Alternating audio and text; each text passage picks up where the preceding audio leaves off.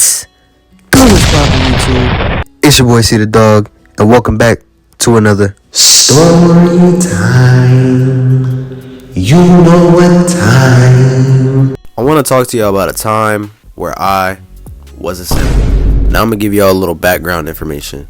I met this girl on the way home on the bus in kindergarten. And this girl's name, you may ask? Let's call her Mary.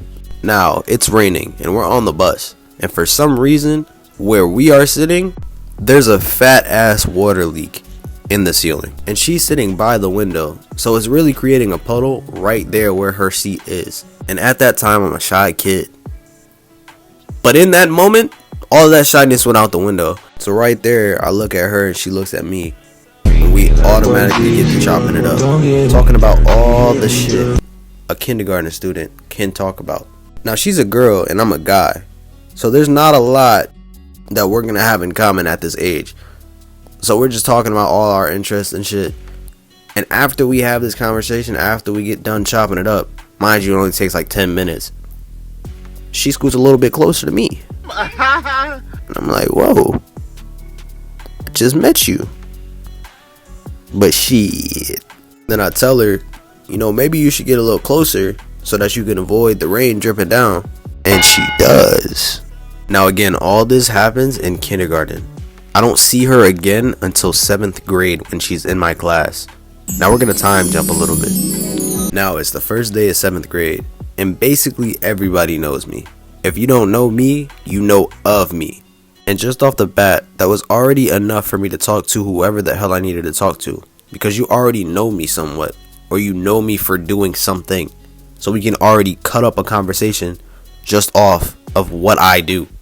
And I know I sound conceited, but me being who I am and doing what I do is already somewhat of a conversation starter. Now the second time I see Mary is in class. And mind you, I don't remember what exact class it was, but I wasn't paying attention to the damn thing the teacher was saying. I was really just trying to get Mary's attention. And when I finally got her attention and her eyes locked mine from across the room, oh, it was over. I was talking to that girl every day, making her laugh, making her mad while I was teasing her.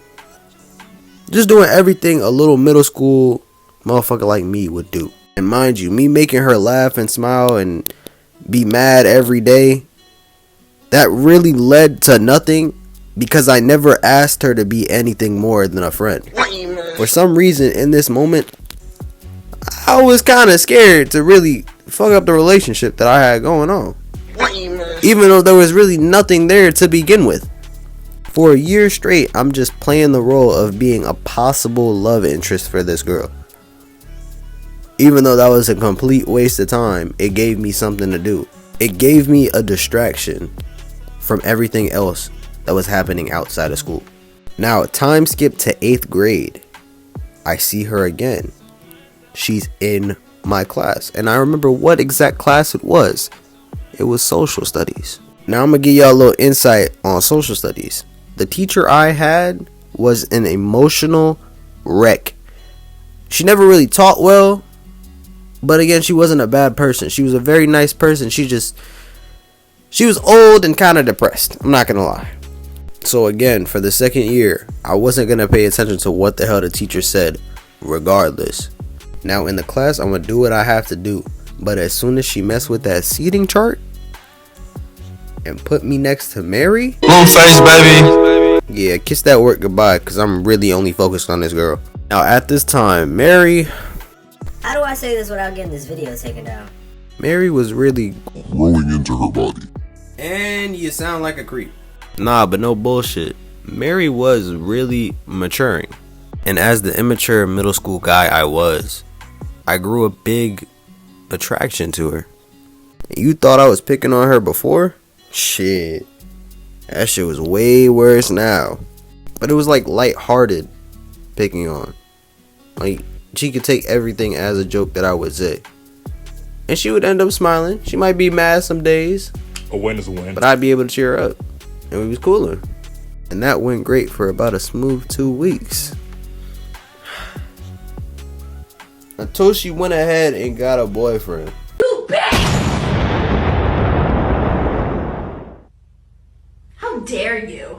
Oh my god. Thing is though, her boyfriend was actually a fucking idiot. I will give him his credit though. He did secure some pictures from her within a week of them talking. But he went ahead and showed everybody in the school damn. So that was real stupid on him. But it also showed that he gave no fucks about her. So that was okay for me to, you know, swoop in and sweep her off her feet. Or so I thought. So after that whole situation of her basically getting leaked to the entire school, you know, the police came. I believe her boyfriend got suspended, but she was still fucking with him. And mind you, I'm playing like the backseat friend role. So it wasn't even good in itself. I felt like I didn't know my worth in that situation, honestly. Because I was dead taking a back seat and waiting there, plotting.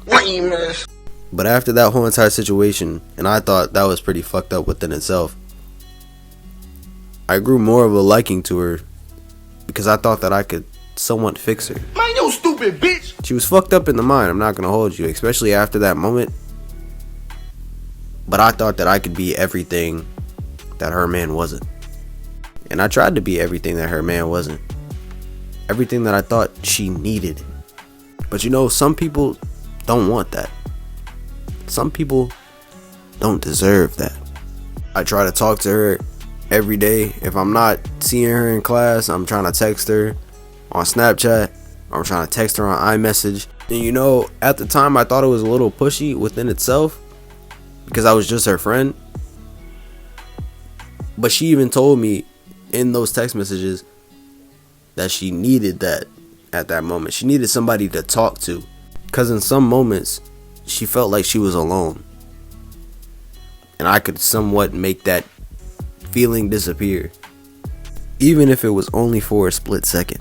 And after that night she told me that, I tried to step more out of that role that I was pushed into, that friendship brother nigga that she don't want role.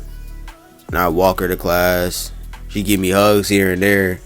I felt like the man, but the truth was I wasn't. And the snaps, the text messages, they turned to FaceTime, and we talked for a couple of hours after school.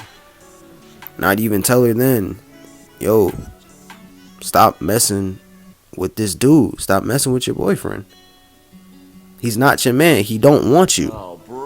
He's even showing you that he don't want you. And she was so stubborn and in love with this dude. And I try to show her, I'd give her evidence, there's proof in the pudding. Stop fucking with this dude. He don't care about you. But she wouldn't listen. And every time he'd break her heart and do some slime ball shit, she'd just come running right back to him. You're a fucking idiot. And I even told her, like, the corniest thing I could ever think of in that one moment of us talking. I said, well, you know, if you were with me, you would never feel like this.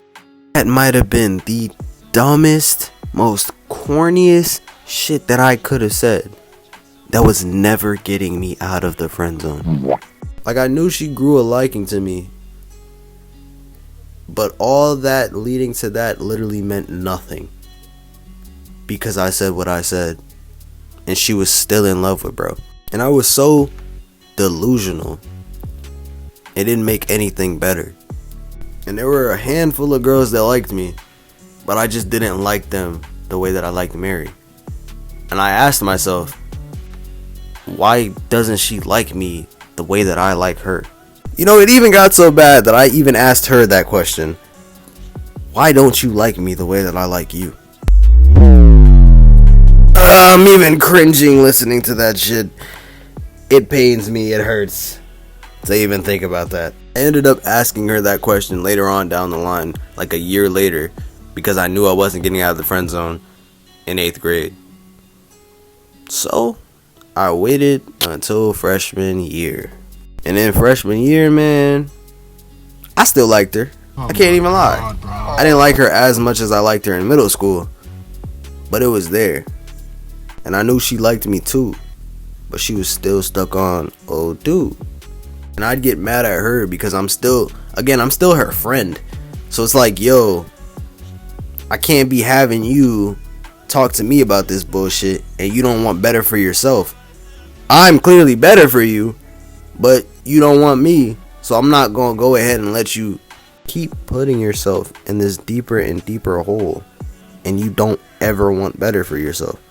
You know, freshman year at this time, I'm not even thinking about like an actual relationship. At this point, I'm just trying to get the yeeks. I'm not even gonna hold you. My nigga. So I still liked her at this point. It's just not that I wanted to keep her after I was done doing what I was doing, you know? And I'm not gonna lie, I low-key sound like a dickhead. But can you blame me? I was a horny 14-year-old kid that was always preoccupied doing something. And I had the bright idea, what yeeks better to get than Mary's? Stupid! Dumb! Oh! It was this random day on the first week, and me and her are chopping it up, healing the wounds from our last battle of arguments that we had the year prior. Me and her didn't talk for the whole summer because of that one bad argument. Before we stopped talking for the summer, I told her straight like this, yo, I fucks with you as your friend. Don't get me wrong. I know we can't be more than friends, but I can't keep sitting here watching you get hurt by these crusty dudes that don't want anything but your body. She was so clouded by love and fucked up mentally, she wasn't gonna listen to me. And she thought that was all stemming from me still liking her, when in all actuality, I just cared about her as her friend. And I couldn't blame her for thinking that. I was a simp ass dude that was wrapped around her finger. But I wasn't gonna go out like that. So I told her, if you're not gonna listen to me, then fuck you. But during freshman year, me and her are talking for a solid 3 months. Me and her are walking to class, and before she says goodbye, she gives me a hug. And it's not one of them skimpy ass side hugs. She's giving me a bear hug. And I didn't really think that much into it because, again, I'm still her friend. I'm not trying to push and we get into an argument and then we don't talk again. So there was this random moment. We were at lunch and we were walking, and I asked her, yo, like, what do you like in dudes? Because I see you out here and you keep fucking with these crusty dudes. What do you like in dudes? And she gives me a whole description, but she basically gives me my description. And she asked me the same question, and I give her my answer. And then she asks, what do you like on women? Like, what do you like what girls wear? And I say, you know, I like hoops on girls. I like curly hair, but I also like when it's straight. I like not really necessarily tight things on girls, but I like tight things on girls that'll show the curves. And then right after that, I think nothing of it. I walk her to class for the last period, and then we go home. I don't even think to text her that night. So I'm just chilling, I'm vibing, I'm playing a game. Next day I wake up and I go to school. Guess what she's wearing? That same exact description. I'm horny as fuck. Big hoops, wearing straight hair. She got tight fitting clothes on. I'm gonna come. Not too tight, but enough to show the curves. So I finally see her at lunch because that's the time where I can actually talk to her. And I look at her, I'm like, yo, I like this little fit, I like this get up.